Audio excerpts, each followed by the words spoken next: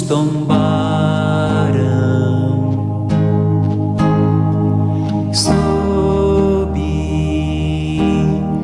leões ferozes,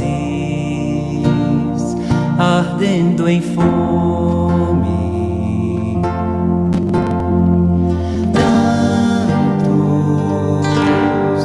Tantos cantavam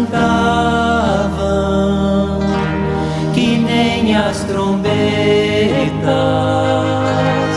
podiam calar aqueles homens de paz.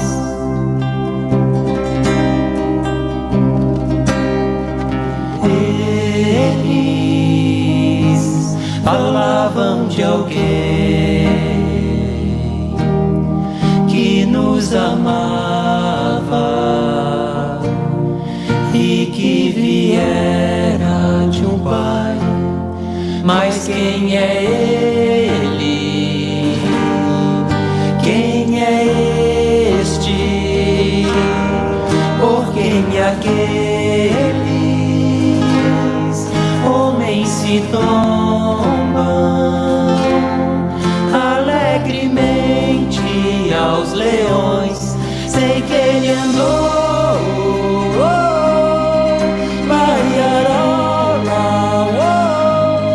pelos caminhos onde a dor hoje não precisa gritar. Sei que ele andou,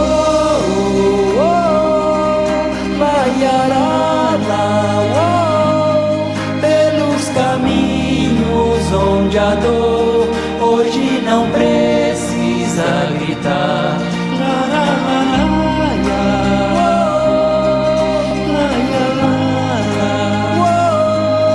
Pelos caminhos onde a dor hoje não precisa gritar.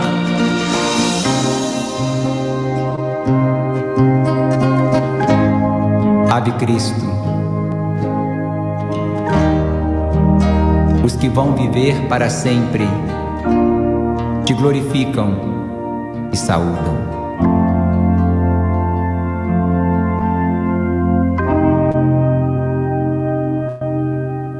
(19h58). Essa é uma transmissão ao vivo da Web Rádio Fraternidade. Boa noite a todos os nossos ouvintes, internautas espalhados pelo Brasil e pelo mundo. Boa noite, meu querido Jorge Elahá. Olá, Rubens. Olá para todos que estão nos assistindo pela Web Rádio Fraternidade, a emissora do bem, construindo um mundo melhor. Nós estamos com um atraso aí, acho que tem um construindo um mundo melhor. Nós estamos com eco. Deixa eu ver onde que está o eco aqui, que eu acho que eu já sei onde que é. Pera aí. Deixa só ver aqui aonde que está o eco. Acho que agora vai resolver o problema. Tá me ouvindo? Perfeitamente. Você me ouve? Perfeitamente. Você me ouve? Com um delay muito bom. Mas vamos fazer o seguinte. Nós hoje são 19h59. A gente abre sempre com uma prece, né? Então eu queria convidar os nossos amigos que estão em sintonia conosco, que antes da gente fazer a prece, eu vou rodar aqui o institucional da Rádio Fraternidade e a gente volta já já. Esteja sempre em contato com o bem. No site e no aplicativo da Web Rádio Fraternidade, você encontra orações diárias, palestras e estudos que te sintonizarão com os ensinos do Cristo. Para acessá-los, basta entrar no site www.radiofraternidade.com.br ou baixar o aplicativo da Rádio Fraternidade. Neles, você pode ouvir a rádio em tempo real ou acessar o nosso acervo. Web Rádio Fraternidade, a emissora do bem na internet. Muito bem, então vamos levar o nosso pensamento a Jesus, agradecendo a Ele a oportunidade que nós temos de estar em sintonia, de estar ligados neste nosso encontro de toda semana com o Jorge Elahá, que ele seja um instrumento de Jesus trazendo a nós os esclarecimentos, a luz da Boa Nova, a luz da doutrina espírita, desse Consolador tão necessário em nossa jornada evolutiva. Sob as tuas bênçãos, Senhor, e sob o teu amparo, nós iniciamos a tarefa da noite. Que assim seja. Elahá, eu falei em off para você que eu tinha uma surpresa, né? E é uma responsabilidade muito grande. Vê se você lembra disso aqui. Vamos lá.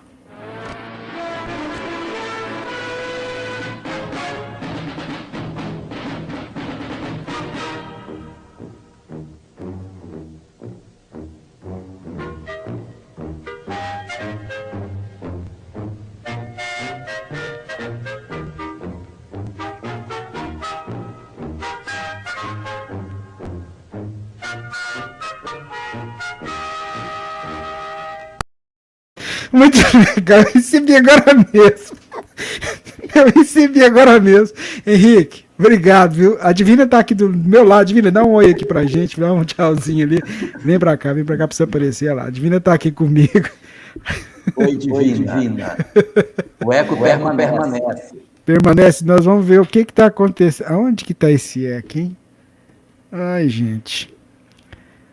Bom, vamos lá, vamos tentar resolver essa questão do eco aqui, mas é com você, meu amigo Jorge Elahá. Uma boa noite para todos que estamos ouvindo através da web rádio Fraternidade. É um prazer muito grande estar mais uma vez na companhia de todos. E hoje particularmente para os nossos estudos, eu decidi que a gente reflete um pouco ao nosso começo de discussão sobre a necessidade da nossa sintonia espiritual. O que se quer dizer com isso? É que nós precisamos, para que a gente consiga ter êxito nas nossas tarefas e nos nossos objetivos, garantir a sintonia espiritual com aqueles que nos tutelam, com aqueles que nos cuidam. Eu não estou me referindo à questão da prece. Não estou me referindo à oração que a gente faz. Porque a oração, na verdade, ela pode se constituir na nossa vida apenas um hábito formal, no qual, por alguns poucos minutos, eu faço uma espécie de recolhimento interior e procuro uma sintonia. Mas passado esse primeiro momento de conexão, nós temos uma tendência de voltar para o mesmo padrão mental que estávamos.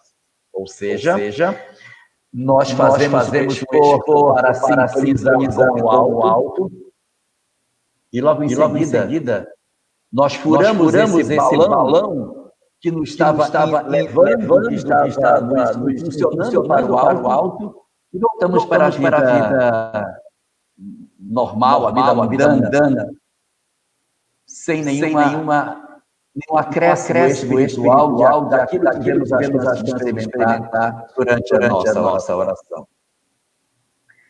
O que quero dizer então? Que a gente permanece nesse estado de sintonia por mais tempo, além daquilo que nós chamamos de prece. Que a gente procure de alguma forma fazer uma conexão mais frequente com os espíritos. Como se consegue isso? De que maneira você pode exercer a sua vida de tal forma que você mantenha uma conexão por mais tempo? Segundo os espíritos, a estratégia mais eficaz não é controlando os nossos atos, nem controlando as nossas palavras. Porque a boca fala daquilo que o coração está cheio. E nós agimos conforme aquilo que nós pensamos. Então, mais adequado é que nós cuidemos dos nossos pensamentos. Que nós façamos uma limpeza na nossa casa mental. Para facilitar a nossa sintonia duradoura, que a gente permaneça por mais tempo nessa conexão. Como fazer isso? Existem várias formas de se fazer. A primeira delas é a seguinte: eu não posso ampliar a minha conexão com os bons, enquanto eu não retirar aquilo que é negativo. Eu só tenho 24 horas. Então, para que eu consiga ampliar a minha faixa que tem bem, eu preciso diminuir a faixa de tempo do mal. Então, isso vai exigir uma disciplina, de tal maneira que a gente não se pensar tudo o que quer, falar tudo o que quer, para não agir como quer. Não tem como. Nós vamos experimentar fracasso se nós quisermos reprimir as nossas ações. O ideal é cuidar do nascedouro. Fazermos com que as nossas mentes estejam sintonizadas mais alto. E assim conseguimos mais êxito em todo o processo de crescimento das nossas almas. Qual o objetivo então que a gente pode buscar? Como que a gente pode fazer isso?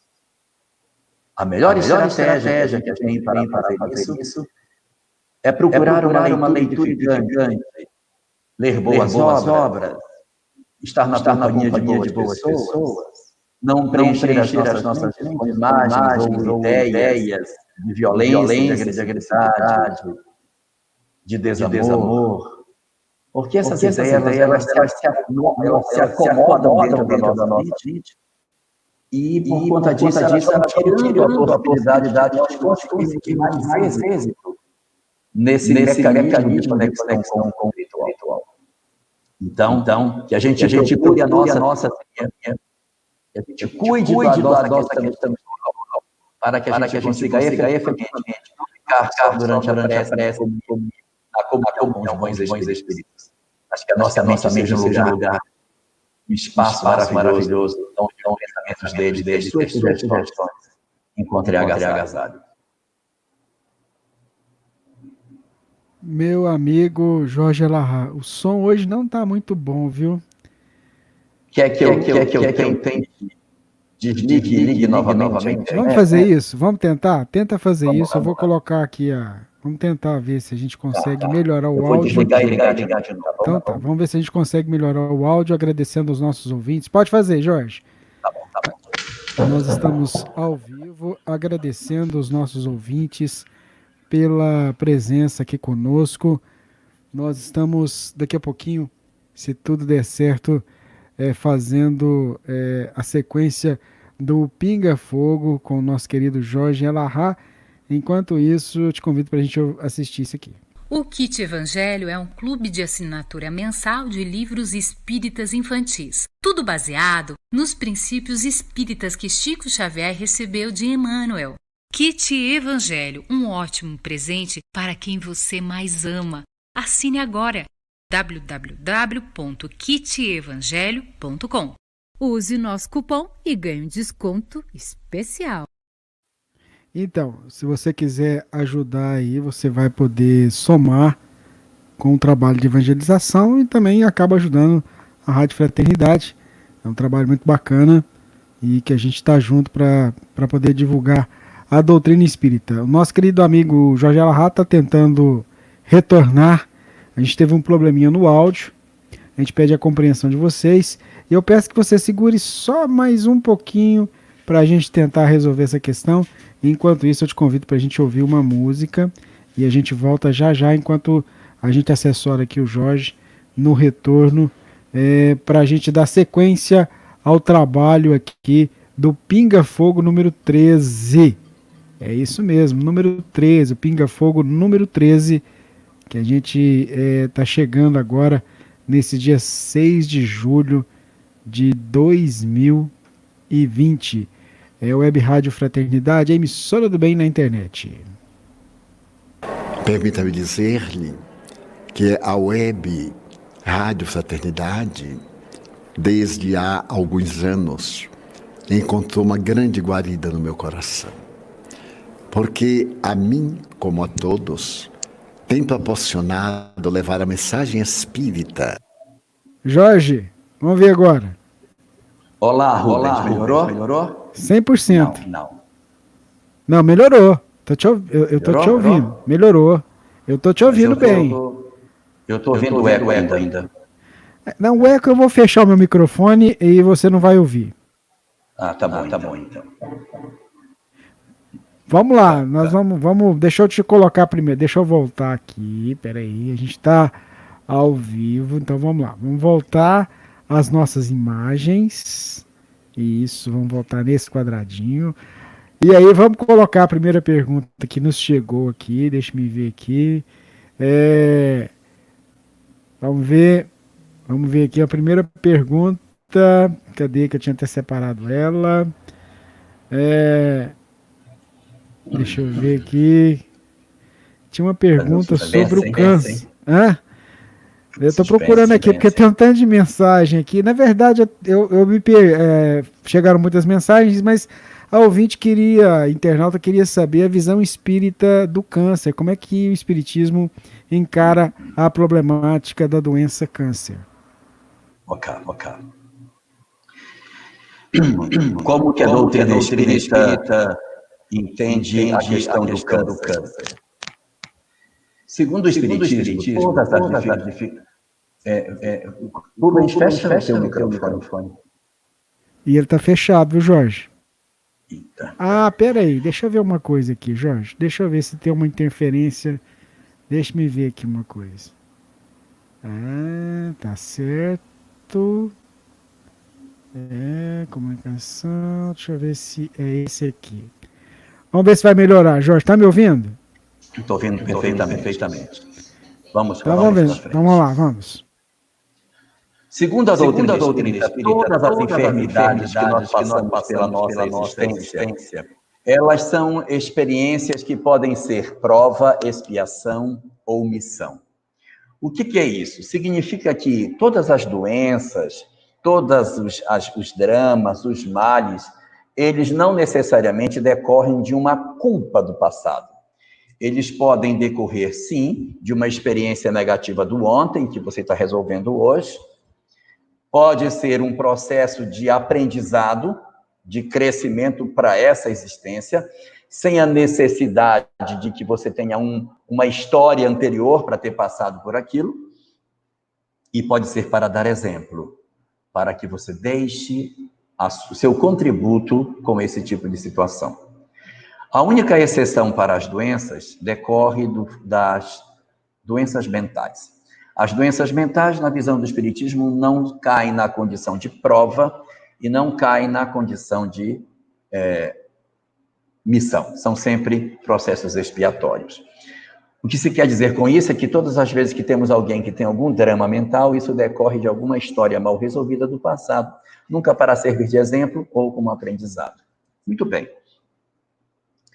O câncer, especificamente, então, não sendo uma doença mental, pode ser prova, expiação ou missão. De que forma isso? Como que ele ocorre? Os casos, digamos assim, mais numerosos, aquilo que é o mais esperado, é o câncer na forma de uma expiação. De que maneira? Um bombardeamento da mente sobre o corpo, produzindo lesões no DNA que fazem aparecer essas doenças. Os fenômenos do câncer, eles são aquilo que na questão da doutrina espírita são chamadas de... são doenças que estão armazenadas no perispírito e que aparecem depois. São possibilidades que ocorrem conosco antes da gente renascer. Digamos que alguém iria renascer, mas ele iria nascer com uma lesão no fígado. Mas essa pessoa, ela é muito importante para fazer outras coisas. Ela pode ter lesionado o fígado porque bebeu demais e está no mundo espiritual com o fígado lesionado. Mas ela é uma pessoa extraordinária, independente da questão do alcoolismo, ela é um excelente professor, ou é um excelente médico, é um excelente profissional, um bom pai de família, ele é uma pessoa que pode exercer um papel social muito bom. Então, nessas circunstâncias, nós dizemos que a pessoa pode passar por um planejamento reencarnatório, que se chama planejamento reencarnatório de interesse coletivo. A grande maioria de nós está nessa condição. Qual é? Eu reencarno não para resolver o meu problema, mas de um grupo de pessoas em meu redor. Uma professora primária, por exemplo, ela reencarna numa condição de interesse coletivo, porque a saúde dela é importante para o bom exercício da tarefa que ela vai exercer com centenas, milhares de crianças ao longo da vida. Isso significa dizer que se ela tiver alguma lesão do passado, algum processo que ela arrasta do ontem, não seria conveniente que essa doença aparecesse. Então, o que fazem os espíritos? Quando a alma vai reencarnar, os espíritos dizem, olha, essa lesão que ela tem aqui no fígado vai, durante a gestação, bombardear o corpo que está se formando o tempo todo. E como o corpo é frágil e o espírito ainda está se assenhorando desse corpo, ele tem muita chance de bombardear o corpo durante a embriogênese e esse fígado nascer problemático. Nasce com um fígado mal formado, nasce com uma doença congênita na região do fígado ou qualquer coisa parecida. Então, considerando os aspectos de interesse coletivo, esse indivíduo renasce com o ainda doente espiritualmente, mas os espíritos vêm, assim, de uma maneira mais poética, e põem a mão em cima, para não deixar com que o fígado espiritual doente bombardeie o fígado físico que ela está formando. Então, é como se criasse uma parede que impedisse a má formação desse fígado pelo proteger que é feito durante o processo reencarnatório. Para quê? Para que esse indivíduo, apesar das culpas que ele traz no fígado, ele consiga desenvolver uma existência razoável e consiga exercer o seu papel social que ele tem. Então, dentro de doutrina espírita, na obra O Pensamento de Emmanuel, nós vamos encontrar essa discussão lá com o nome de predisposições mórbidas. São pessoas que trazem uma predisposição para desenvolver determinada doença, mas estão saudáveis. Renascem com corpos saudáveis, mas a alma doente. É como se fosse assim, eu tenho uma alma que está carregada de uma tinta, coberta por uma gaze, mas a tinta não passa para a gaze, então você envolveu aquele saco plástico cheio de tinta com uma gaze, mas a gaze está vermelha com tinta. Perdão, o saco plástico dentro tem tinta vermelha, mas a gaze não está tocando a tinta. E aí você consegue ter, então, o corpo que é essa gaze, saudável, mas a alma continua enferma. Se durante a existência você ouvir os bons conselhos e cumprir com a programação que você tem, você se equilibra emocionalmente. Ao se equilibrar emocionalmente, você tem uma grande chance de corrigir as lesões que você tem em nível espiritual. Então, aquela mazela que existia no fígado espiritual, ela vai diminuir e não vai exercer influência no corpo, e você vai terminar a existência de maneira até saudável. Caso contrário, se você não fizer a programação que está prevista e viver com ódio, com raiva, amargurado, deprimido e desequilibrar as energias, então é como se esse saco que estava cheio de tinta vermelha começasse a experimentar pequeninos furos. A energia que está lá dentro começa a querer sair e ela começa a bombardear o corpo. E aí, quando a pessoa atinge a idade adulta, começa a apresentar lesões nos órgãos de choque. Uns é a garganta, outro é o estômago, uns é o intestino, uns é o coração, outros é o sistema renal. Cada um tem um órgão de choque distinto, de acordo com as mazelas que traz de outras existências. Esse bombardeamento vai acontecendo e doenças podem se dar de maneira tardia, que não eram programadas, elas eram, na verdade, uma tentativa de retenção de uma enfermidade. Se eu tiver uma vida boa, eu posso atravessar a existência e essa bomba relógio, ela não explode. Mas eu posso ter condutas que sejam insuficientes, e aí essa enfermidade começa a se espraiar e chegar no meu corpo. Aí pode provocar uma artrite, um câncer, uma artrose, um processo degenerativo, ou seja, diversas mazelas, não só o câncer, mas diversas formas de expressão daquilo que estava guardado, que pode acontecer. Isso é na questão expiatória, que são os casos mais mais comuns e, portanto, eu me detive mais na explicação de como isso acontece. Existem os casos de prova, no qual o espírito, por uma circunstância, passa por uma exposição de um determinado elemento químico e aí pode ganhar um câncer, né? Ele tem um elemento, e a questão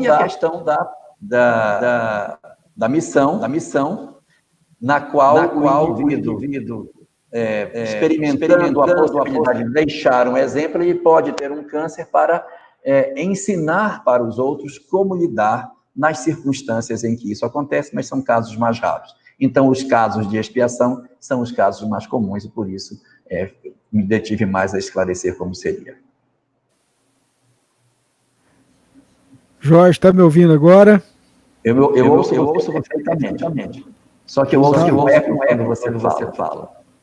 Eu tenho que descobrir aonde é que, então, que apareceu esse eco. Vamos lá, eu vou tentar descobrindo aqui. Uma pergunta do Alexandre Magno, lá de Ibirité, Minas Gerais. Ele pergunta o seguinte: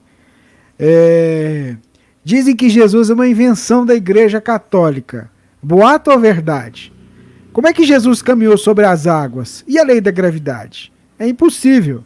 Com você, Jorge. Ok. Vamos lá. Essa questão sobre a existência real de Jesus sempre incomodou os estudiosos, inspirados muitas vezes nas falas de Sócrates, que foi o mestre de Platão e que não escreveu nada. Sócrates não escreveu. Quem escreveu sobre ele foi Platão.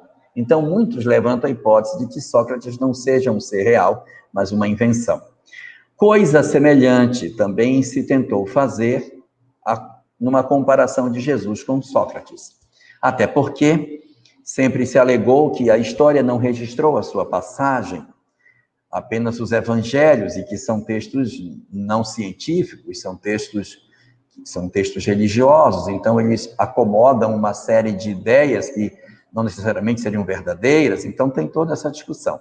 Mas nós temos um escritor da época do Cristo, chamado Flávio Joséfo. Apesar desse nome assim, meio romano, Flávio Joséfo era judeu e viveu na época de Jesus um pouquinho depois. Então ele passa o período do Cristo e pega um pouco mais à frente. E ele escreve uma obra muito robusta chamada Antiguidades. E nessa obra ele narra com detalhes como viviam os judeus, como foi a tomada do Império Romano, a destruição do templo, o surgimento do cristianismo. Isso está tudo na obra de Flávio Joséfo. E nessa obra, que é uma obra histórica, que é uma obra considerada legítima, existem duas citações sobre Jesus no corpo dessa obra, dizendo que ele existia e citando o fato de que as pessoas o seguiam. São citações curtas, ele não tem nenhum tratado grande sobre Jesus. São 2 linhas numa citação e mais 1 ou 2 na outra, na qual ele cita a existência de um homem que tinha muitos seguidores e que, por conta dos fatos que ele produzia, ele chamava muita atenção naquela época. E numa outra citação, ele fala uma coisa mais ou menos semelhante, não é? E chega a dizer que as pessoas o entendiam como sendo filho de Deus. Mas são apenas essas 2 citações que tem. Mas elas são a base histórica para que a gente consiga dar uma certa crença real de um Jesus histórico. Outros estudiosos dizem que o final dos evangelhos é a maior comprovação de que ele era real. Porque dizem os estudiosos assim: se na hora da prisão de Jesus, quando os soldados vieram para prendê-lo, ele abrisse os céus e os anjos viessem e prendessem os soldados e fatos extraordinários acontecessem, era de se suspeitar que ele não fosse real. Mas o que acontece daquela prisão para frente? Os fatos são impressionantemente semelhantes ao que se poderia esperar de um homem diante do Império Romano. Ele é preso, ele apanha, ele é julgado, sentenciado, carrega a cruz, é crucificado. Ou seja, Não há, durante esse cenário todo do término da sua existência, nenhuma coisa extraordinária, porque era o que se poderia esperar, que sua morte fosse uma coisa maravilhosa e aparecesse algo que o tomasse e o levasse para os céus, como acontece com Elias, que está citado no livro de Reis, que ele se despede do seu discípulo, chamado Eliseu, joga a capa para Eliseu, sobe numa carruagem de fogo e some nos céus. Esse é Elias. Jesus é diferente. Jesus enfrenta todos os fenômenos da vida orgânica, crucificação, o sangue, o flagelo, e depois do sepultamento, ele experimenta mais um fenômeno que é natural da vida, que é o fato de que a morte não existe. Ele vem para falar da vida após a morte, tal como muitos dos nossos entes queridos também vêm, para dizer que sobreviveram à morte e, portanto, continuam vivos. Então, os fenômenos que se passam com ele são fenômenos plenamente razoáveis, daquele momento da prisão para frente, dando notas de que ele, de fato, seria um ser real. Com relação ao fato dele andar sobre as águas, isso está citado na obra A Gênese, onde Allan Kardec trata sobre essas questões referentes aos fenômenos que ele produzia. Entende a doutrina espírita que nada que Jesus fez está fora da lei da natureza. O que acontece é que a gente acha que a lei da natureza é desse tamanho, mas ela não é. Ela é desse tamanho e, portanto, muito maior do que a gente imagina. Nós enxergamos esse quadradinho e achamos que isso é tudo, mas não é. Alguém que pegasse um ímã e colocasse por baixo de uma mesa e, passando o ímã por baixo da mesa, mexesse limalhas de ferro, iria parecer um mágico, como se aquilo fosse uma coisa extraordinária, quando, na verdade, é um fenômeno puramente natural que está sendo feito. Nós desconhecemos todas as leis, por isso a nossa surpresa. Mas no entendimento do Espiritismo, Jesus não derrogou nenhuma lei para exercer as coisas que fez. E andar sobre as águas também não constitui nada de extraordinário. Nós temos na Índia vários yogis que praticam a chamada levitação. Eles meditam e, ao meditar, eles conseguem uma força que os impulsiona de baixo para cima, e eles ficam acima do solo, planeando numa condição de meditação que dá a eles esse atributo. Isso não é uma coisa única para Jesus. Nós temos diversas outras personagens que também fizeram isso. Falando de Elias e de Eliseu, Jesus andou sobre as águas e Eliseu, discípulo de Elias, colocou um machado em cima da água. Uma vez que eles estavam precisando, o machado caiu e sumiu, e ele chama o machado do fundo e o machado volta e boia na flor da água. Também, da mesma forma, no século XIX, nós tivemos muitos médiuns extraordinários que faziam fenômenos incríveis. Entre eles, um grande médium chamado Daniel Douglas Home. Daniel Home era um homem incrível, de mediunidade muito pujante, produzia materializações impressionantes, e um dos fenômenos muito comuns produzidos por Douglas Home era a levitação. Ele se concentrava e daqui a pouco ele levantava e quando você via ele estava lá em cima. Então é um fenômeno que existe. O que ocorre conosco é um desconhecimento da totalidade das leis que são naturais, só que como a gente desconhece, a gente acha que elas são milagrosas, mas não são. Só que tem que ser alguém com uma capacidade espiritual diferenciada para fazer. É comum, mas não para todos.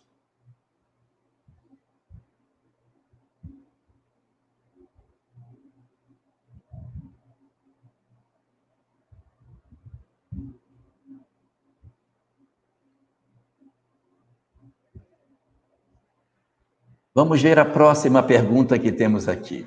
Marta Holanda Vilhena pergunta assim: boa noite. Vejo espíritos sempre no meu quarto. Como saber se eles são bons? Sempre vejo à noite, quando estou dormindo, e de repente acordo, eles estão lá, me olhando no pé da minha cama. Marta, esse tipo de experiência é muito mais comum do que a gente imagina. Isso é um indicativo para você de que o espiritual existe. Não tome isso como uma ameaça, não tome isso como um instrumento de pavor. Não tome isso, como esse fosse isso. Mas entenda que você está sendo convocado a entender, sem dúvida nenhuma, que o mundo espiritual é real. Existem muitas pessoas que, por desconhecerem o que você experimenta, decidem pelo suicídio, decidem por assassinar uma pessoa, achando que vão, matando o seu inimigo, exterminar a pessoa que lhes incomoda. Pessoas que acham que perderam os seus entes queridos para sempre e por isso caem em processo depressivo. Você está sendo agraciada com a possibilidade de saber que a vida prossegue para sempre. Você nunca duvidará de que a morte não existe. E isso é algo que vai estar dentro de você. Porque são experiências que você não poderá negar. Porque não foi ninguém que lhe contou. É você que está vendo, é você que vê. Então ninguém nunca poderá dizer para você, não, a morte é o fim de todas as coisas, o espírito não existe. Você será dotada de uma fé inquebrantável. Porque dentro de você não vai existir apenas a crença, vai existir a certeza. Porque você não apenas vai crer que existe vida após a morte, você vai saber que existe vida após a morte. E isso faz uma diferença enorme. Nós não sabemos as experiências que a vida vai lhe trazer, e de repente, essa crença, essa certeza, elas podem ser vitais para que você tome decisões acertadas à frente. Imagine que você está vivendo um casamento difícil e você vendo os espíritos, você sabe, não, mas eu sei que isso está acontecendo por conta da influência que determinadas entidades estão fazendo. Ou você perde um ente querido e você diz, mas eu sei que ele está vivo, que ele vem me visitar. Ou você passa por um processo de angústia e você vê seus mentores próximos de você para lhe cuidar. Então, essa faculdade, esse dom de você perceber, é uma bússola extraordinária para que você possa se guiar.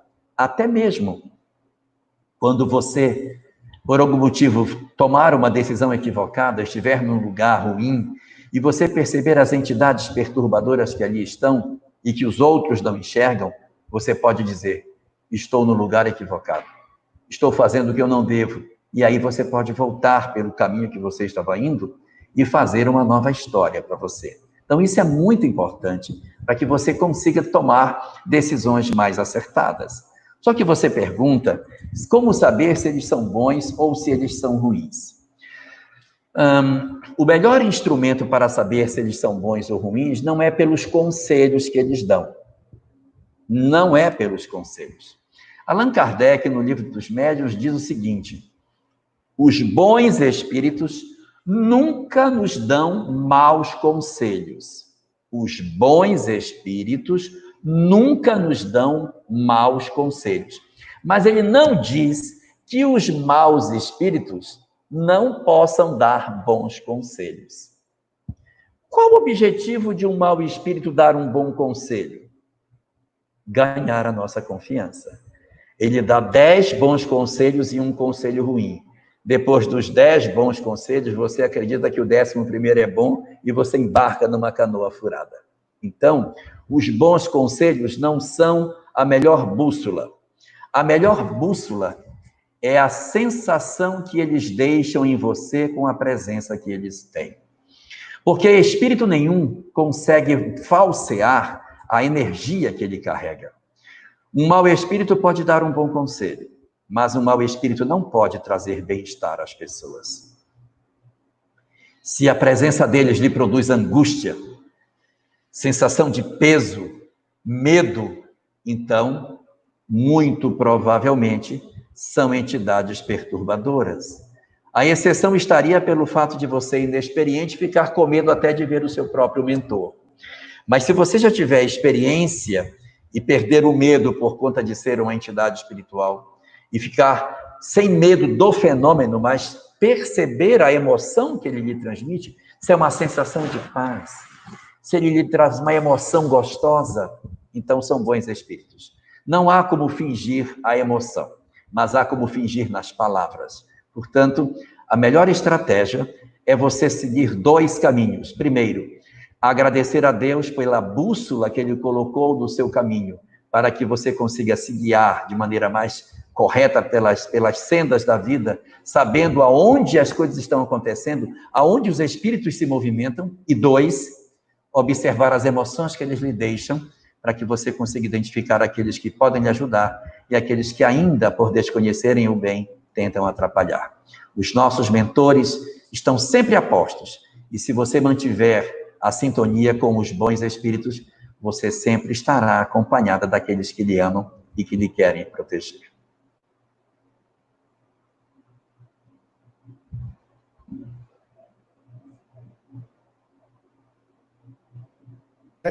Tá me ouvindo? Perfeitamente. Sem eco? Nenhum eco. Vai entender. Então vamos lá para a pergunta. Aliás, eu tenho um áudio aqui, Jorge, deixa eu ver se você consegue ouvir essa mensagem que chegou por áudio aqui para a gente. Na verdade, eu vou pegá-la daqui a pouco. Deixa eu ver aqui. Cadê? Vamos colocar essa mensagem que está aqui que veio aqui pelo aplicativo. Quanto tempo leva um espírito para reencarnar? Pergunta da Terezinha Pinho. Quanto tempo? 9 meses, que é o tempo que leva desde a concepção até o parto. Quanto tempo leva um espírito para reencarnar? Isso varia muito. Espíritos de uma condição mediana, tipo a nossa, eles encarnam com intervalos de tempo menor entre 2 existências. Por quê? Porque eles precisam exercitar. Eles precisam vencer as suas dificuldades. Então, eles desencarnam e retornam, às vezes, muito tipicamente, no mesmo século, mas quase no final, levam aí 100, 150 anos, mas tem alguns que encarnam mais cedo.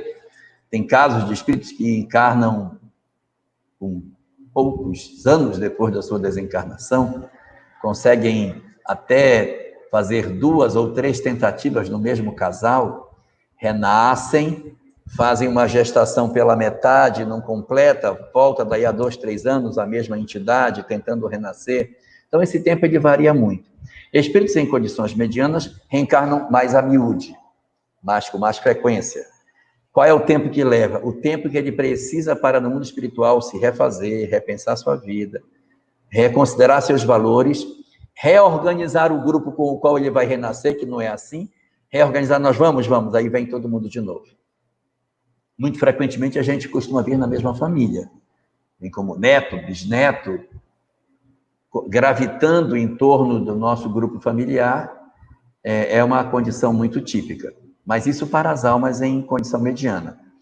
Os espíritos muito evoluídos e os espíritos muito endurecidos, esses demoram bem mais.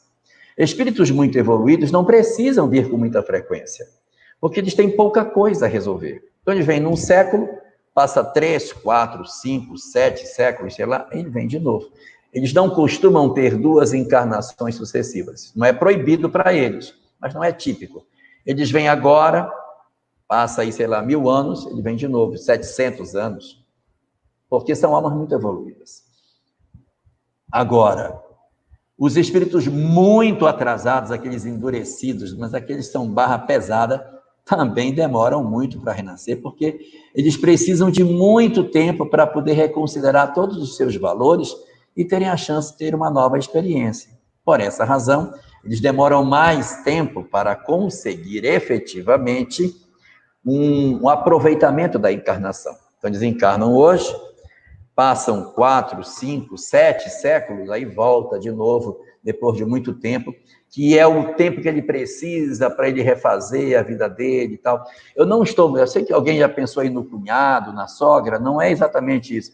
São aquelas almas difíceis mesmo, que são grandes déspotas, criminosos em massa, pessoas que assumiram comando e promoveram guerras, violências, desgraçaram a história da humanidade com a sua passagem. Essas entidades que tiveram seus nomes nos livros de história marcada por serem espíritos bastante difíceis, eles costumam ter um tempo bem mais longo para a reencarnação. Portanto, não dá para a gente asseverar de maneira cabal quanto tempo um espírito leva. O que dá para dizer é, se for mediano, o espírito leva bem menos tempo. Se for um espírito muito evoluído ou muito atrasado, séculos para poder retornar. Meu querido amigo Jorge Elahá, eu vou tentar passar um áudio, porque foi que a gente recebeu pelo WhatsApp aqui, e eu achei interessante a colocação, ela tem a ver com a questão do livre-arbítrio. E eu queria, vamos ver se você consegue ouvir aí o áudio que a gente vai passar agora. Vamos lá. Vamos lá. Olha, uma questão com relação àqueles médicos que tiveram que decidir quem viveria, quem morreria. Tiveram que deliberar, né, sobre a vida do outro, não olhando do lado do paciente ou daquele que desencarnou, porque nós sabemos a trajetória de cada um, né? Cada um está cumprindo aí o seu legado, mas a decisão, né, daquela equipe médica, sabemos que foram embasados em estudos, né, olharam cada paciente para perceber qual realmente teria condições de sobreviver. Não foi feito nada aleatório. Mas, assim, eu fiquei pensando naquilo, pesa sobre eles uma responsabilidade muito grande, né? E do lado espiritual, né? Como que fica isso? Existe uma questão sobre o livre-arbítrio, que está no Livro dos Espíritos, que fala, né? Que se uma mãe e um bebê, né, na gestação, corre perigo, né, eles salvam a mãe. E isso não implica em peso de consciência ou até de responsabilidade por parte dos médicos, né? Mas há essa liberdade, esse livre-arbítrio de decidir sobre essa vida. Foi aí que eu comecei a ficar meio instigada, sabe? Se a gente fosse pensar em soldados na batalha, muitos matavam por convicção e outros porque eram obrigados. Então, o peso de responsabilidade de cada um era diferente. E eu acho até que houve até livramentos para alguns, né? O que poderia doer era a própria consciência, que é justamente isso que condena. É por aí. Gostaria muito de uma live a respeito, focado nessa situação atual, sabe? Do ser humano enquanto responsável pela vida do outro, que não é fácil. Gratidão, uma boa semana a todos. Então, Jorge, se você puder ajudar a nossa irmã, você que é o cara, é com você. Ela já deu parte da resposta, né? O eco sumiu, tá? Vai entender. Ela já deu parte da resposta.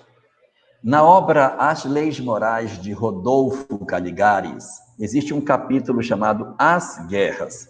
E nesse capítulo chamado As Guerras, ele diz o seguinte: qual é a responsabilidade do soldado no campo de batalhas? Depende do que ele sente quando realiza o que faz. Porque existe aqueles que, para a sua sobrevivência, o seu instinto de sobrevivência, para que eles consigam permanecer vivos no campo de batalha, ele atira. E há os que fazem com sentimento de perversidade, com prazer. E aí ele diz: a responsabilidade recai de acordo com o que você sente naquilo que você faz. E ainda diz mais, que muitas vezes os generais que não foram ao campo de batalha são mais responsáveis do que os soldados que puxaram o gatilho. Então, essa é uma leitura que a gente tem da doutrina espírita sobre esse fenômeno. Vou puxar um segundo ponto para a gente fazer a costura. O atual estado da medicina diz que o útero de uma mulher não suporta 4 cesáreas. Ela só suporta 3, porque a forma como é feita a cesárea, o útero ele é rasgado para tirar a criança. E depois de 3 cesáreas, o útero já está tão machucado que uma 4ª cesárea é muito temerário, que o útero pode não suportar e, portanto, romper antes do parto. Por essa razão, quando a mulher enfrenta a sua 3ª cesárea, o médico então faz a laqueadura das trompas, porque é perigoso para ela uma quarta gestação. E aí você perguntaria, e a quarta criança que tiver que vir? Como é que fica? Então são coisas semelhantes. Por quê? O estado da arte da medicina não permite nada além disso. Então, qual é a responsabilidade que eu tenho? É o estado da arte que a medicina me dá. São 4 para vir, mas só deu 3, porque por algum motivo não houve parto normal, e aí deu cesárea, então a programação tem que ser refeita. No caso específico que ela pergunta sobre a decisão das UTIs com relação aos pacientes em que os médicos têm que decidir, é muito importante que se saiba se essa decisão ocorreu em função do fato de que havia que tomar a decisão entre 2 vidas. Entre 2 vidas. Porque se for assim, dizer, olha, esse aqui não tem condição, aqui a gente vai estar cuidando dele e vai só ocupar o leito, tira esse cara daí. Se eu faço isso, é eutanásia. Porque eu estou retirando alguém que, em princípio, eu nem preciso daquele leito. Eu estou tirando porque eu estou vendo que não vai dar certo, eu estou vendo que ele está piorando, e, portanto, é melhor que a gente corte o fio da vida. Fazer isso é uma prática de eutanásia. Por quê? Porque não havia necessidade para se fazer isso, e aqueles momentos finais que a pessoa está vivendo podem ser muito úteis, porque a pessoa pode estar em coma, mas o espírito não está em coma. E as reflexões que a gente faz quando passa por um fenômeno desse tipo são muito importantes para uma retomada da vida. Há muitas pessoas que, depois de uma experiência de quase morte, quando retornam profundamente modificados. E isso pode ser muito útil na transformação das pessoas. Então, essa pergunta, ela esconde dentro dela uma situação também. Qual foi o móvel da ação? Eu fiz isso porque não tinha realmente opção para tomar, eu não tinha mesmo jeito, porque eu tinha 2 pacientes na UTI, eu só tinha 1 leito, e não havia forma de eu dizer, não, coloca esse respirador para lá, vamos improvisar aqui, mesmo que não seja o ideal, mas a gente tenta salvar as 2 vidas. Se absolutamente não havia recursos, o que poderia ser feito? Se não há recursos, se, por exemplo, o médico não tem anestesista, não tem bisturi, e ele não pode operar, ele não tem recursos. Então, é preciso que a gente considere os recursos que se tem à disposição. Então, se existe o leito, e eu digo, esse cara está piorando cada vez mais, esse não volta mais, porque 4 que entraram aqui na mesma situação não voltaram. Então, nós estamos só perdendo tempo com ele. E medicamento, vamos encerrar essa parada. Se eu fizer isso, eutanásia. É uma circunstância diferente quando eu não tenho mais recursos. Eu não tenho mais. A possibilidade esgotou. E me falta a forma alternativa, porque eu tenho visto, inclusive, alguns experimentos que algumas equipes médicas fizeram, uma espécie de uma câmara que coloca por sobre a pessoa. Em alguns locais médicos foram feitos. É preciso que a gente experimente tudo o que é possível antes de tomar uma decisão drástica como essa. Quando a gente tem algum tipo de recurso, a gente deve lançar mão. Porque, como ela bem lembrou, a história da mãe que está grávida e que decide pela interrupção da vida do filho, ela é uma decisão que compete à mãe, viu? Ela não é automática. Ah, está grávida, corre perigo? Então sacrifica a criança. A mãe é ouvida. A mãe é ouvida. E existe vezes que a mãe diz, eu quero correr o risco. Eu quero, porque se acontecer alguma coisa, eu quero correr o risco. E há mulheres que correm o risco de ter uma gravidez de alto risco e acaba dando até certo no final. Mesmo contrariando a equipe médica, a decisão dela é manter, e há vezes que dá errado, e aí a criança nasce e quem desencarna é a mãe. Então, essas possibilidades, elas também existem. Então, é uma condição realmente bastante delicada, e a gente tem que ver a primeira coisa, o esgotamento de todas as possibilidades. E segundo, se o móvel da minha ação era realmente querer salvar vidas, ou o móvel da minha ação era interromper uma vida que não precisava ser ceifada, porque havia outras formas alternativas de que ele se mantivesse. Se não existir nenhum tipo de recurso, nós vamos ficar como o médico que está assistindo um paciente com dor renal, sem bisturi, sem anestesia, e ele não tem recurso para trabalhar. ou como aquele que faz uma terceira cesárea e que diz para a mãe, uma quarta lhe será muito perigosa, vamos ter que ligar as suas trompas. Ainda dentro dessa questão do livre-arbítrio, nós recebemos aqui essa pergunta, que eu vou postar aí do Marcelo. Se Deus é onisciente, para que serve o nosso livre-arbítrio se ele sabe tudo que vai acontecer com a gente? Na verdade, Deus realmente está sobre o tempo. Você sabe que na primeira palestra espírita que eu fiz na minha vida, eu fui com Alberto Almeida fazer uma palestra numa cidade do interior, e essa foi a pergunta que me fizeram. Faz tempo, então, né? Isso, eu tinha 24 anos, mais ou menos. Então, realmente, quando se trata de Deus, é muito complicado a gente trabalhar, porque nós somos o limitado querendo entender o absoluto. É bem complicado. Mas, evidentemente, se Deus está no topo do topo do topo, ele tem que saber tudo que existe. Agora, nós não sabemos. E o nosso mentor também não sabe. Então, ele acredita que vai dar certo. Sendo mais claro, quando uma pessoa reencarna e ela se suicida, Deus sabe que ela vai se suicidar. Mas é importante que aquele que reencarnou tenha certeza de que ele vai dar certo. Porque se ele reencarnar para se suicidar, ele não vem. E só vem porque ele tem a crença de que ele vai dar certo. E o seu mentor também acredita que ele tem possibilidade. O mentor dele percebe que ele tem potencialidade. Olha, pode ser que ele se suicide, mas eu sinto que ele vai dar. Ele tem condição de dar certo.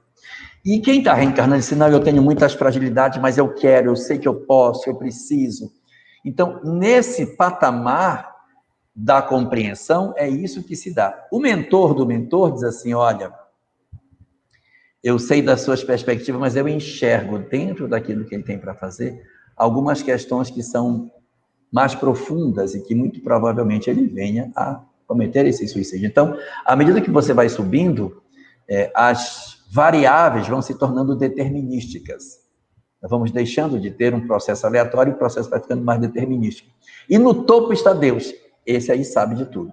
Mas como a gente é muito pequeno para entender o absoluto, a gente deve ficar com aquilo que a gente tem. O livre-arbítrio existe, nós podemos sim agir, nossa capacidade de ação é real, só que nós não podemos imaginar que lá em cima não há pessoas que conseguem avaliar as coisas e perceber o que pode se dar. Deus, no topo do topo, tem certeza, mas a gente não tem uma conversa direta com Deus, porque ele é uma força, não é um espírito. Ele é a causa primária. Ele é preciso, as pessoas sentem Deus, mas ninguém tem Deus como uma pessoa para sentar e conversar. E aí, no nosso grau de evolução, a gente tem apenas a percepção do que a gente pode fazer ou deixar de fazer. O nosso livre-arbítrio, portanto, ele existe no nosso grau de evolução, aonde nós podemos tomar a decisão que nós assim quisermos, porque está nas nossas mãos decidir sobre as nossas próprias vidas. Aí os mentores enxergam aquilo que a gente quer, percebem o que pode se dar, mas eles não têm a certeza de todas as coisas. É uma escala infinita, e a gente está querendo discutir o topo da pirâmide sem ter entendido ainda direito a base. Então, em resumo, o livre-arbítrio existe sim.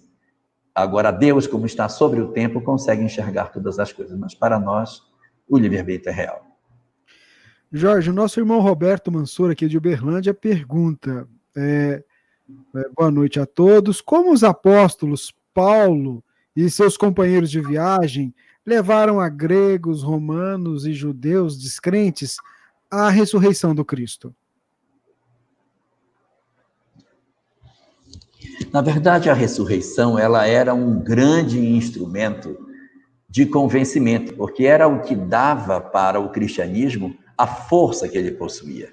Porque o fato de Jesus ter vencido a morte e ter conseguido aparecer para os seus discípulos, depois que ele havia sido crucificado, tinha uma força muito grande na divulgação, porque ele era alguém que havia vencido a morte. E vencer a morte tinha uma força de convencimento muito grande. Resultado, quando Paulo fazia as suas pregações, ele usava muito os fenômenos extraordinários que Jesus havia produzido. Por quê? Porque ele não falava no ambiente judaico. Se ele falasse no ambiente judaico, ele dizia, ele é o Messias. Pronto, estava tudo claro, porque os judeus sabiam que era o Messias, tinham as profecias, conheciam os profetas e tal. Era muito mais fácil. Mas para falar para pagãos, ele tinha que usar instrumentos que não eram os instrumentos de convencimento dos judeus. Qual era o instrumento de convencimento dos pagãos? Os fenômenos extraordinários, as curas, chamados milagres, Jesus andando sobre as águas, e, fundamentalmente, a sua aparição após a morte. E aí eles estavam com pessoas vivas que tinham visto Jesus. Inclusive, Paulo, o apóstolo, ele é apóstolo porque... o que é um apóstolo? O conceito de apóstolo são duas coisas. Ter uma obra extraordinária e ter convivido com Jesus, ter lidado diretamente com Jesus. Se não tivesse isso, era discípulo. Então, os seus 12 discípulos, né, dos seus 12, 11 eram apóstolos. Judas não era apóstolo, Judas, ele foi só discípulo. E não fez uma grande obra, apesar de ter convivido com Jesus. E Saulo de Tarso não conviveu com Jesus, mas era apóstolo. Tinha uma grande obra. Como é que ele era apóstolo? Ele viu Jesus em Damasco. E aquela visão que transformou a vida dele era a comprovação de que ele teve um contato direto com Jesus. Então, o próprio Paulo falava da experiência que ele tinha tido. E aí a gente tem que considerar a força arrebatadora da pregação de Paulo. Ele tinha o dom da oratória. Então, quando ele falava, ele tinha um verbo que inflamava as pessoas e dizia da própria experiência do que ele tinha vivido, e isso levava as pessoas a acreditarem. Além do fato de que Paulo produzia também fenômenos extraordinários. Na obra Paulo e Estevão é citado que roubavam as roupas de Paulo do varal, ele botava a roupa para secar, as pessoas roubavam, porque só a roupa de Paulo, a roupa colocada sobre os doentes, curava. Que dirá ele? Então a roupa de Paulo ficava impregnada de uma substância extraordinária. No livro Caminho, Verdade e Vida, existe uma mensagem de número 74, chamada Mãos Limpas. E Deus operava maravilhas pelas mãos de Paulo. Essa mensagem vai falar exatamente sobre, não o Paulo no sentido das coisas grandes que ele fez, mas das renúncias que ele realizou para poder limpar as mãos dele. O quanto que ele sofreu, o quanto que ele apanhou, o quanto que ele viveu para limpar as mãos. E quando ele limpa as mãos, e Deus opera maravilhas pelas mãos dele, ele se limpa por inteiro. Então ele tinha uma energia fantástica, ele chegava... Nós temos uma queda, nós vamos lá, hoje também tem um caminho, né? A gente está com algumas dificuldades para melhorar a gente tem que desculpa, nos nossos impressionantes, por aí um pouquinho, que a gente está ao vivo aqui na Escola do Bem, a internet, quanto a gente internamente tenta fazer contato com o nosso grupo, então, pela rádio. Tudo aí, só um pouquinho.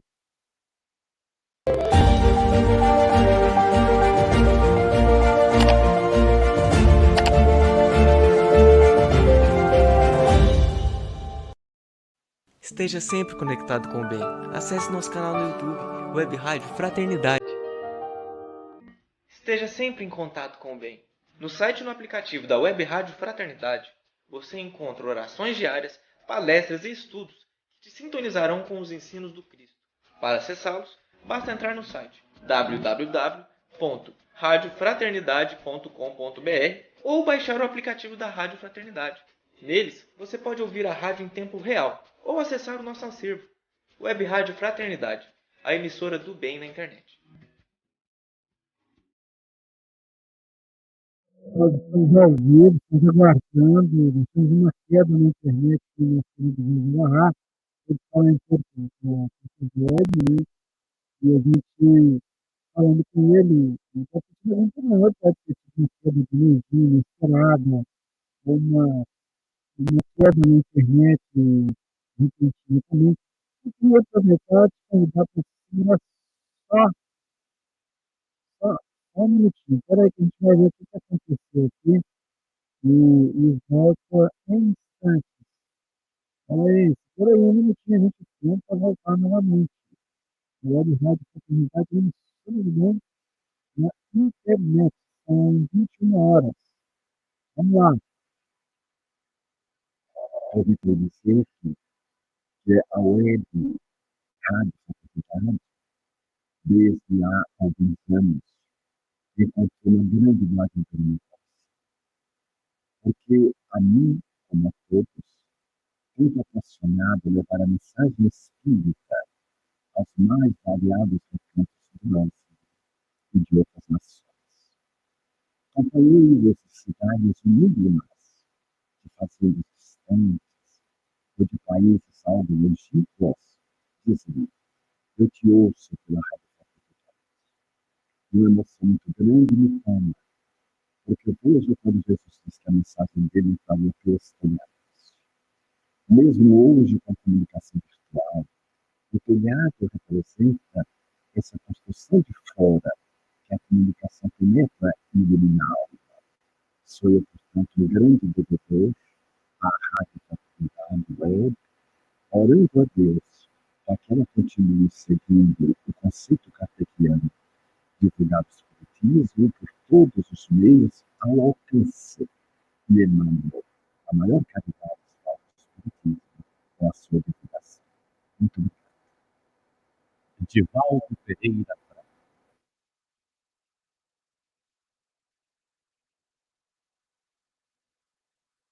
Quando se trabalha para o Cristo, nós só temos controle das sementes que nós lançamos.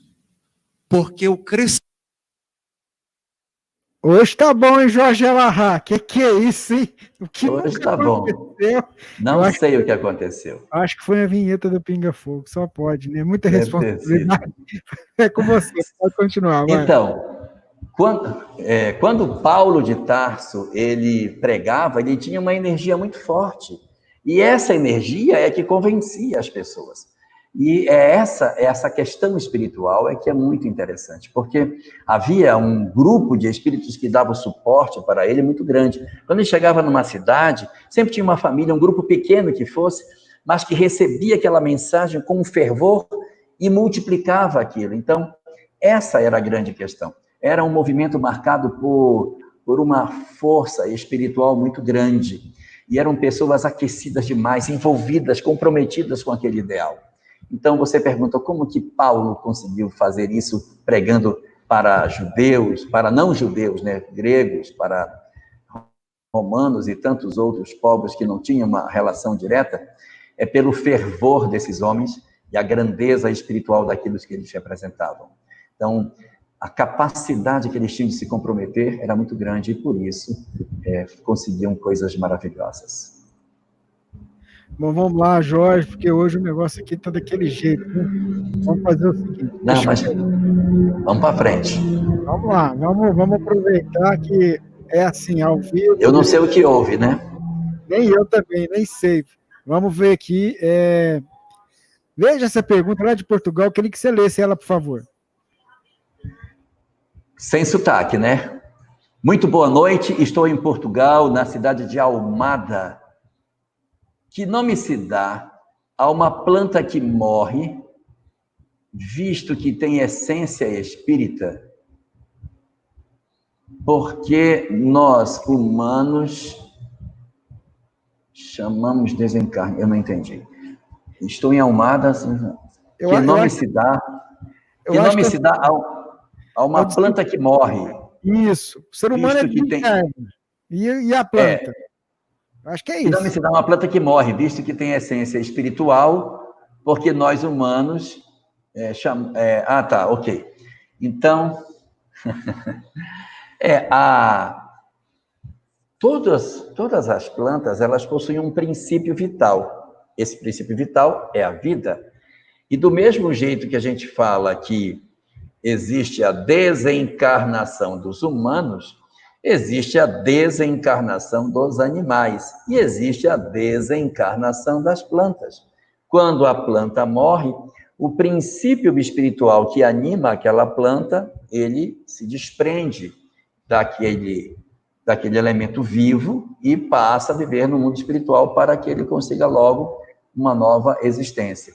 O Livro dos Espíritos diz que esse reencarne ele é praticamente imediato pela falta do que aproveitar.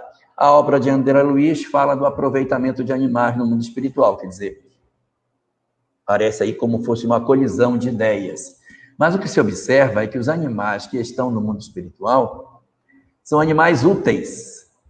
Então você vê cachorro, no livro Nosso Lar aparece uns animais, parecem uns ibis comendo substância mental. Existem uns muares, parecido com um burro puxando uma carroça, e os cachorros que também são utilizados nesse socorro no mundo espiritual. Mas são determinados animais numa específica condição.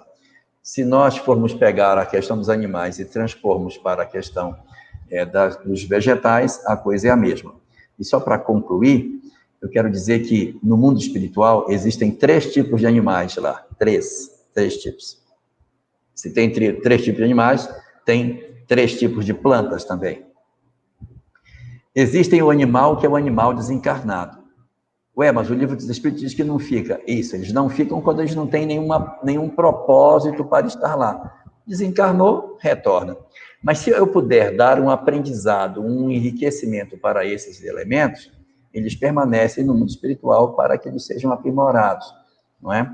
Isso aparece em 2 obras. A série do André Luiz como um todo, dos animais que estão lá, e no livro Evolução em 2 Mundos, onde fala que você pega os animais quando desencarnam e faz trabalhos de mutação genética para que quando eles voltem numa próxima existência, eles tragam algumas predisposições genéticas que impulsionam a sua espécie a evoluir. Então, eles não reencarnam automaticamente, eles estão lá sendo preparados geneticamente para impulsionar a evolução. Então, a evolução ela é em 2 mundos, porque evolui aqui, evolui lá, lá e aqui, e os elos perdidos estão exatamente quando a gente soma as formas do mundo físico com as formas do mundo espiritual. Então, o primeiro tipo de animal que a gente possui são animais desencarnados, que do lado de lá da vida, esses animais possuem, de alguma forma, uma utilidade do outro lado permanece. Esse é o primeiro.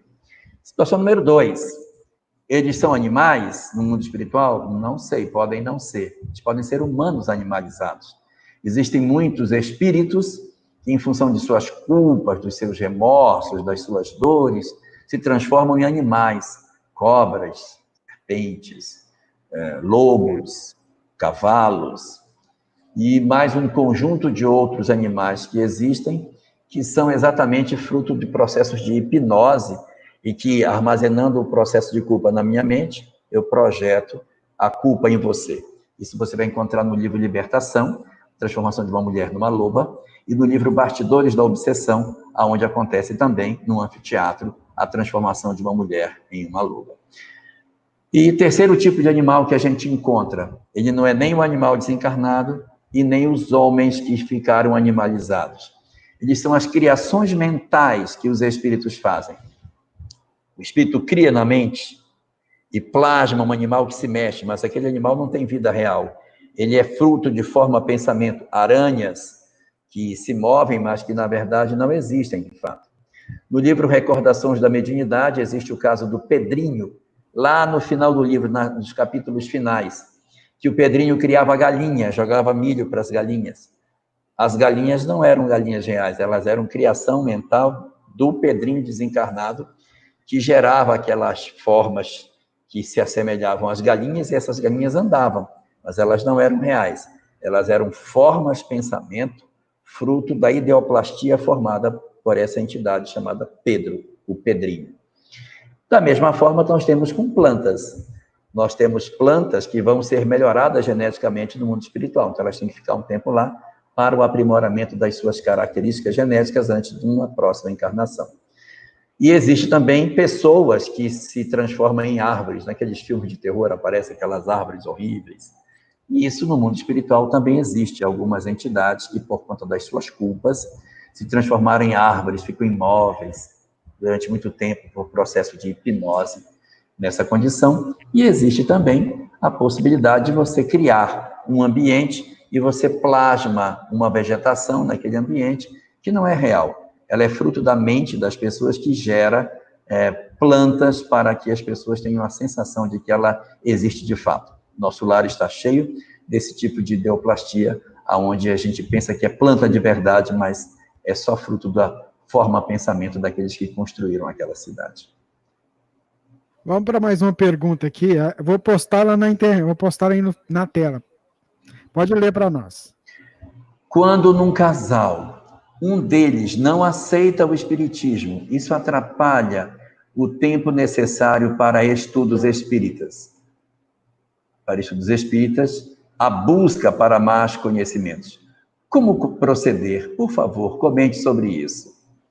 Eu lembro uma vez que eu estava na Federação Espírita de Rondônia e a palestra ia começar, e eu estava já assim na frente, já para iniciar os trabalhos, e a dirigente da casa chegou para falar comigo e tinha uma moça que estava do meu lado. E a dirigente disse, olha, a gente tem uma providência sobre isso. Não, a gente faz isso depois, agora a gente não vai poder fazer, mas amanhã eu venho e a gente resolve isso. Ah, então tá bom, então a gente faz isso. Bem, a gente vê isso amanhã.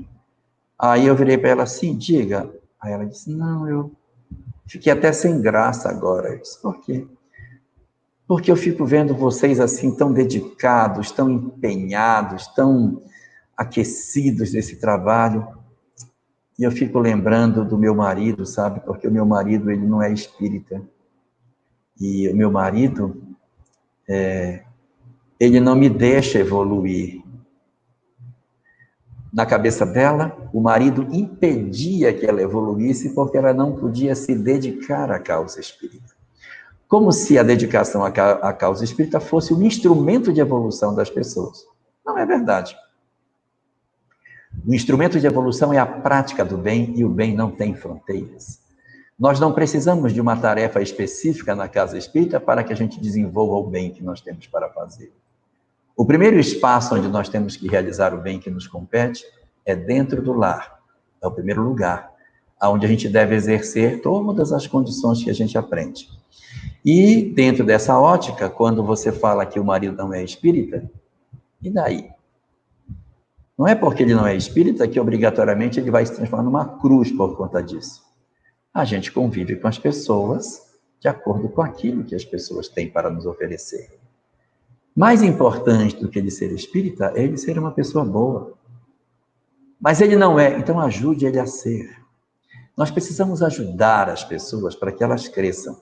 Às vezes o espiritismo veio para nós não para que a gente converta os outros em casa, mas para que a gente consiga ter capacidade de entendimento, para poder trabalhar as relações com os outros e, entre aspas, tentar salvar os outros de si mesmos.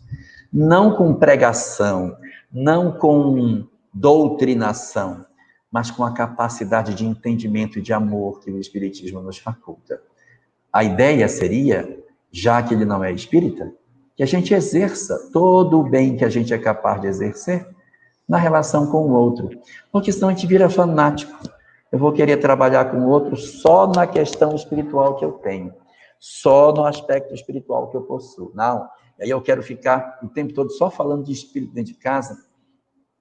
Até a novela, quando eu assisto, eu fico querendo dar interpretação espiritual. Mas essa mulher na outra novela, ela era rica. Agora, nessa novela, ela está pobre. Ela reencarnou pobre nessa novela. Não tem nada a ver. Personagem não tem karma, personagem não tem nada. E às vezes as pessoas ficam falando doutrina espírita o dia inteiro dentro de casa, e isso acaba incomodando. E não é para a gente trabalhar por essa via. É para a gente trabalhar o amor. Meu marido não é espírita? Acompanhe ele. Porque isso é muito importante que a gente desenvolva a relação de afeto. Porque quem cede está no controle. Acompanha, ouve o que ele tem para dizer, relaxa. E quem sabe você provando que você é uma pessoa boa, você pode amanhã trazê-lo para mais perto de você sem que isso seja o objetivo. Mas a gente primeiro usa tudo que tem para socorrer ao outro. No livro Justiça Divina, existe uma mensagem chamada Compromissos em Nós. Essa mensagem, Compromissos em Nós, se eu não me engano, é na página 155 dessa obra. Essa mensagem, ela fala exatamente isso. Você tem isso, mas a família é assim, assim, assim. Você tem isso, mas a família é assim, assim. Aí vai falando do pai, que é difícil, da filha, que é difícil, da mulher, que é difícil, da família, que é difícil. Aí vai mostrando, você tem tal valor espiritual, mas tem um pai que é desse jeito, assim, assim. E para cada trechinho da mensagem, um dia compreenderás, por exemplo assim, tens sonhos disso, mas tens um pai irascível que mais se assemelha a um tigre de sentinela. Um dia compreenderás que ele é assim em função da educação que tu mesmo lhe impuseste em outra existência. Tens uma filha que isso assim, assim, um dia compreenderás que foste tu que colocaste lama escorregadia nos seus pés, tal. Então, ele vai fazendo esse contraponto, mostrando que o espaço primeiro de trabalho nosso é dentro da família. Esse é o primeiro lugar onde a gente tem que desenvolver as nossas potencialidades. E só para terminar, Rubens, eu quero só contar uma história está no livro do Irmão X, uma história de uma mulher que tinha 6 filhos e só vivia o tempo todo cuidando do centro espírita e o marido cuidando dos filhos. Ela cuidando do centro espírita e o marido dos filhos. Não, tem que ir para o centro espírita, E o marido ficava cuidando de tudo. Um dia ela vai na reunião mediúnica e os mentores dizem a ela, você está falhando na sua missão. Eu estou todo dia aqui, venho de manhã, de tarde, de noite, como que eu estou falhando? Eu estou me entregando. Não, mas essa não é a sua missão maior. Essa é uma tarefa, é verdade, mas a sua missão maior é dentro de casa. É cuidando dos seus filhos, você não está cuidando. E aí descreve para ela o que ela deveria fazer. Ela chega em casa arrasada. Aí no dia seguinte, no mesmo dia ela chega, aí ela, cadê as crianças? Vou colocar para dormir. Aí o marido, como assim colocar para dormir? Não, porque na reunião, aí conta tudo o que aconteceu, chora, pede desculpa para o marido. Aí no dia seguinte ela se arruma para ir para o centro, aí o marido diz, para onde você vai? Aí ela diz, eu vou para o centro. Não, espere. Eu vou, você vai comigo? Eu disse, vou. Porque se lá é um local que ensina que família é a prioridade, então eu preciso conhecer o que acontece lá dentro. Então é por aí que a gente tem que se guiar, tá bom? Essa talvez seja uma boa forma da gente trabalhar as nossas emoções. O processo evolutivo se dá através dos desafios, né, Jorge? Porque a gente não pode perder a noção de que a reencarnação, ela é a experiência que o espírito necessita para evoluir. E isso lidar com situações como essas é justamente a oportunidade de transformação nossa, né? Com certeza. Vamos lá, vamos para a última pergunta da noite. Deixa eu ver aqui. O eco melhorou? Acabou, 100%. Deixa eu só aproveitar que a gente está ao vivo, deixa eu ver se vai fazer diferença. Alguma coisa eu vou fazer aqui. Vamos lá. Mudou alguma coisa ou não? Não mudou nada. Mudou nada. Ah, então agora entrou o eco. Entrou o eco? Ah, então eu descobri aqui aonde é. O eco acabou agora. Acabou completamente. Então eu já descobri aonde que é a ferramenta do eco aqui nesse sistema. Vamos lá, Jorge, deixa-me ver aqui. Você pode até voltar, se você quiser. Não, eu não quero, não. Aqui, essa pergunta aqui é muito interessante. Ó. Lê para nós. Como se dá o processo de desligamento do espírito em caso de um desencarne por Covid, onde se faz necessário o sepultamento logo após o desencarne? Sim, de fato, a nossa própria legislação estabelece que você não pode fazer o sepultamento imediatamente após o desencarne, em função de algumas pessoas possuírem algumas doenças que precisam de um tempo maior para o sepultamento. A chamada catalepsia, e que Kardec trata na obra básica com o nome de letargia. Catalepsia, letargia, como queira, é aquele fenômeno através do qual o indivíduo parece que está desencarnado, mas não está, e ele acaba despertando depois de um tempo. No livro Recordações da Mediunidade, logo nos primeiros capítulos, Ivone Pereira fala de uma experiência dela própria, com 6 meses de idade, que foi dada como morta, colocada no caixãozinho, e na hora que colocaram uma coroa de espinhos no anjinho, a coroa feriu, e quando o espinho feriu a testinha da criança, entre aspas, morta, ela despertou. E aí foi aquela grande surpresa, porque a menina havia voltado da morte. Então é uma doença que de certa maneira, exige cuidados, e a nossa medicina, ela sempre precisou dessas comprovações para que isso não acontecesse. Se nós pegarmos o livro Atos dos Apóstolos, no capítulo 2, nós vamos encontrar a história de Ananias, e acho que é Palmira, o nome da esposa dele, que eles são sepultados imediatamente após a morte. Ele tem uma síncope, desencarna e eles sepultam. 2 horas depois, a mulher também tem, e eles cavam o buraco onde o marido já estava e enterram a mulher também. Então, quer dizer, é instantâneo. Não sei nem se o cara estava morto de fato ou se ele tinha só desmaiado. Mas passou mal, cava em terra, que é melhor. E aí, por conta disso, hoje, nós temos todo um aparato para evitar que isso aconteça. Nesses tempos atuais de Covid, o que está acontecendo? Nós não estamos tendo a possibilidade desse tipo de situação. Depende dos espíritos isso? Não, não está dependendo dos espíritos. É uma circunstância da própria situação que estamos vivendo. Então, o que se faz?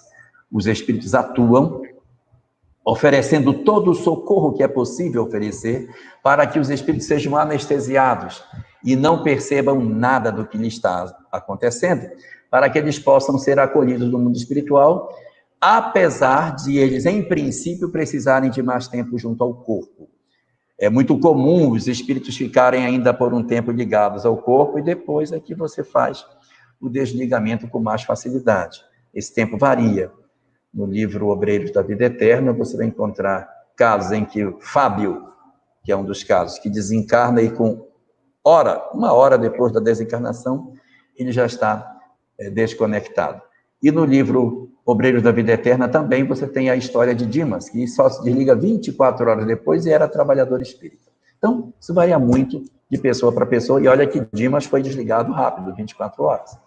Ora, então, os espíritos variam do seu tempo de ligação com o corpo. Mas no caso da Covid, não dependeu dos espíritos. E o que acontece? O mundo espiritual está todo mobilizado.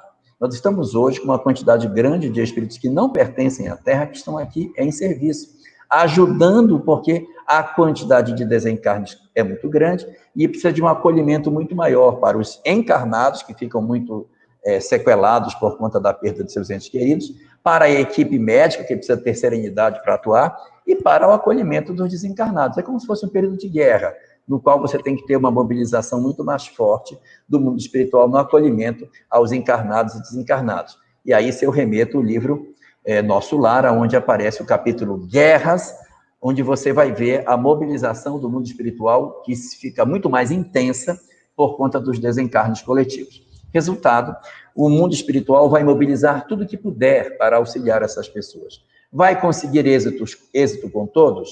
Não vai conseguir, mas vai tentar. No livro Nas Fronteiras da Loucura, conta um caso que ajuda a gente a entender isso. Um grupo de jovens está dentro de um carro, o carro sofre um acidente e cai naquelas avenidas de pista dupla, ele cai dentro do canal e na queda todos os ocupantes desencarnam.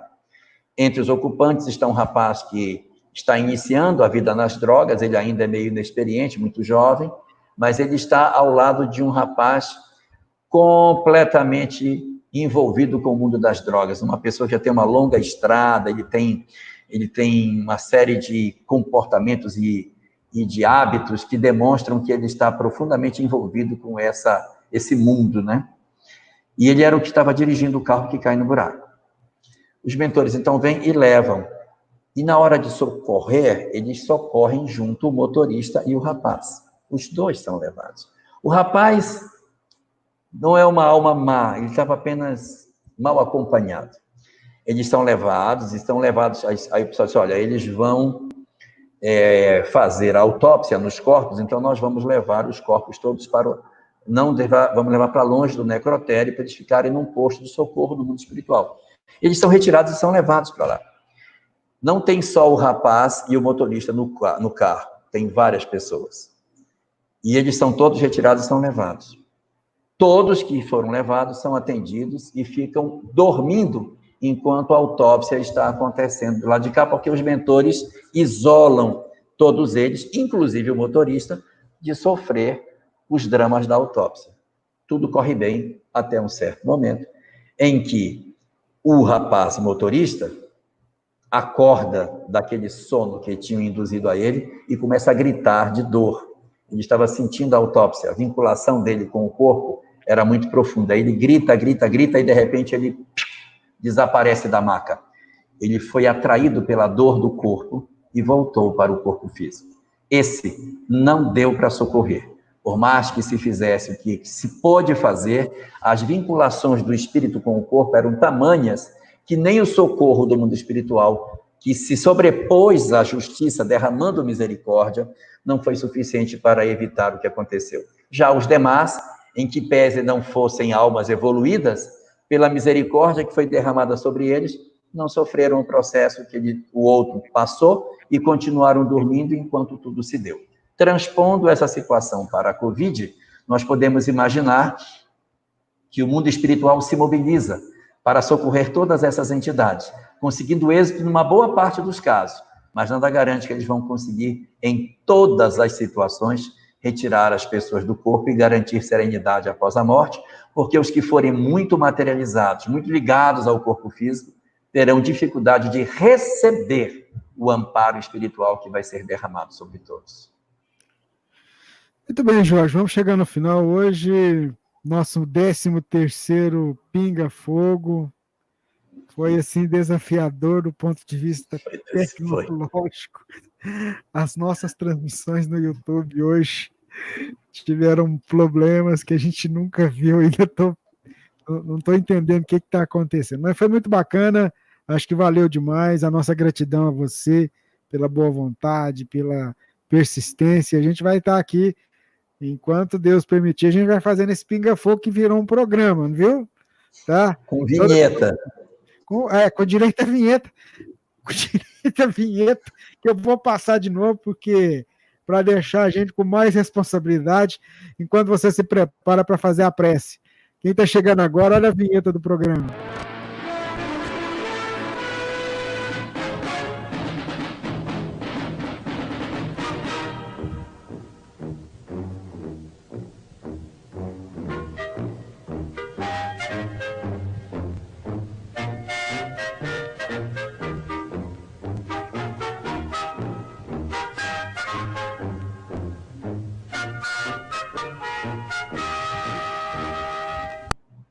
Ficou muito bonitinho. Obrigado, Henrique, mais uma vez, Jorge. Nossa gratidão. Faz as suas considerações e a prece final para a gente. As minhas considerações hoje são para o processo da persistência, para que a gente não desista na metade das coisas, porque quando a gente vê dificuldades que a gente enfrenta para fazer as coisas, até com uma live, a gente tem que pensar não na dificuldade, mas no benefício que as coisas podem resultar para as pessoas. Então, sempre a gente pensa no benefício que as nossas ações podem ter para aqueles que estão em nosso redor, para que a gente consiga efetivamente ter sucesso naquilo que a gente tem para fazer. Porque se a gente for se prender unicamente nas dificuldades que as coisas têm, nós certamente podemos desistir no meio do caminho, na ilusão de que as coisas estão pesadas demais e que nós não temos condições de prosseguir. Então, que a gente lembre a importância que a gente tem para os outros na hora que a gente for fazer as nossas decisões mais sérias. E aí, nós vamos aproveitar esse momento para que a gente possa agradecer a Deus por tudo aquilo que Ele nos concedeu e está nos concedendo. Vamos orar?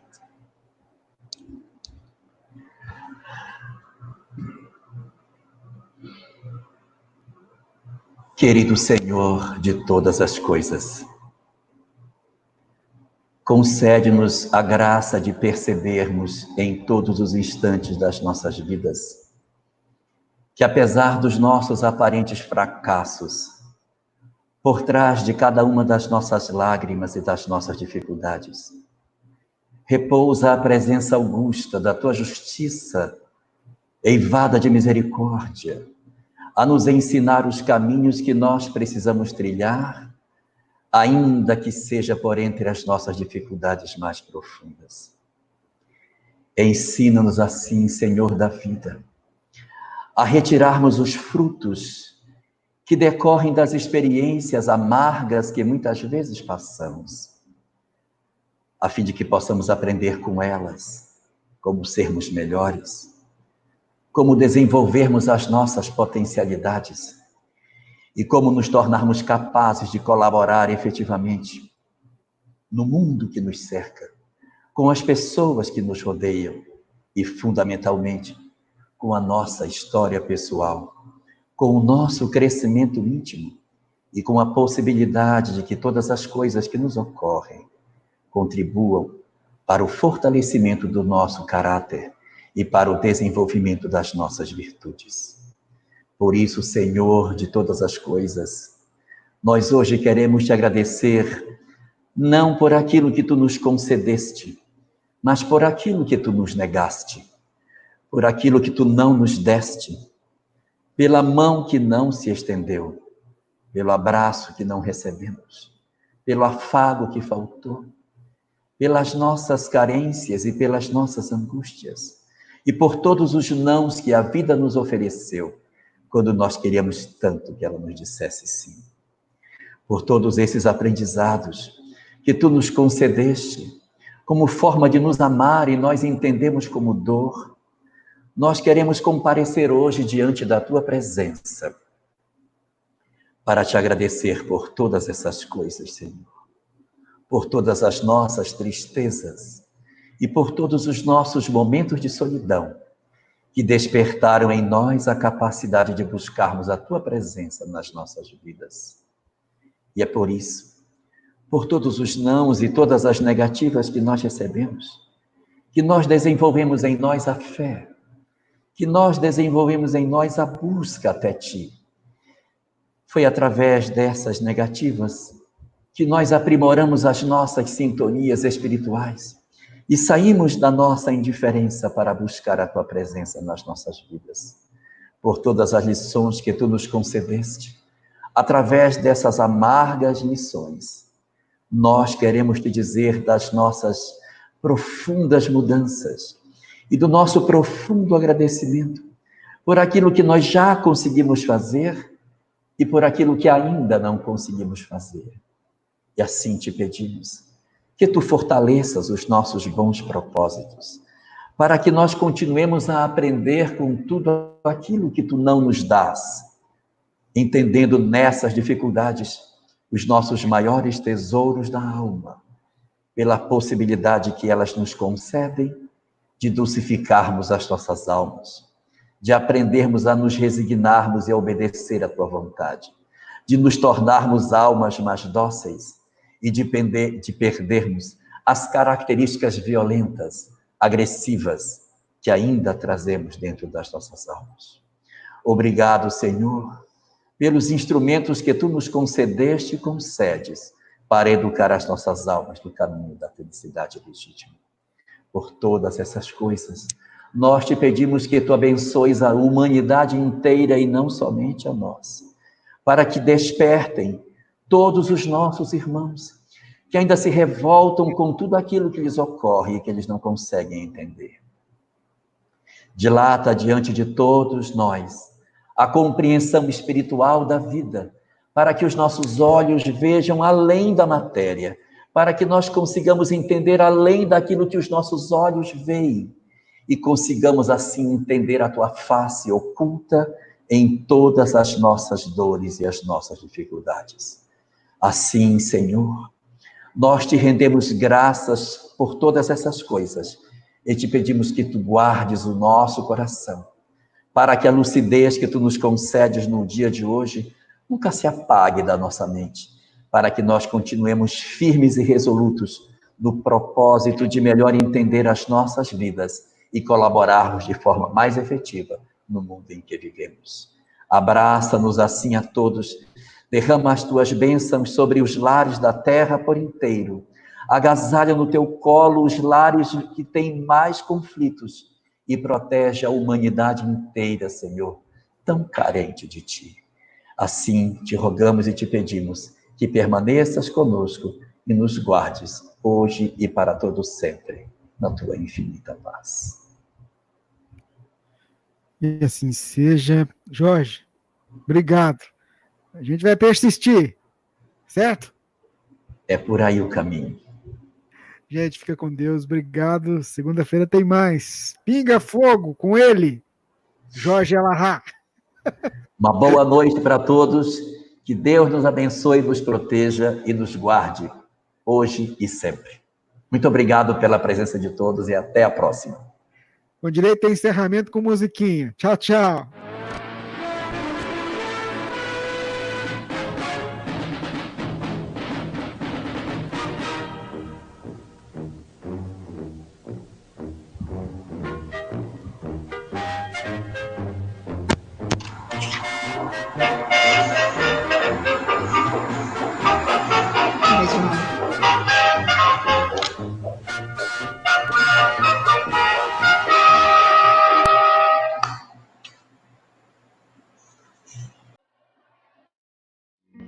Esteja sempre em contato com o bem.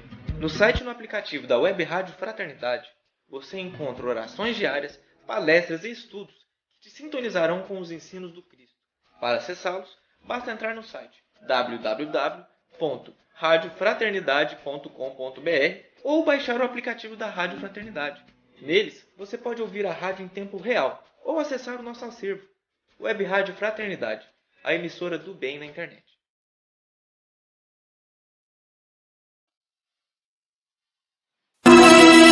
Você está em sintonia com a Rádio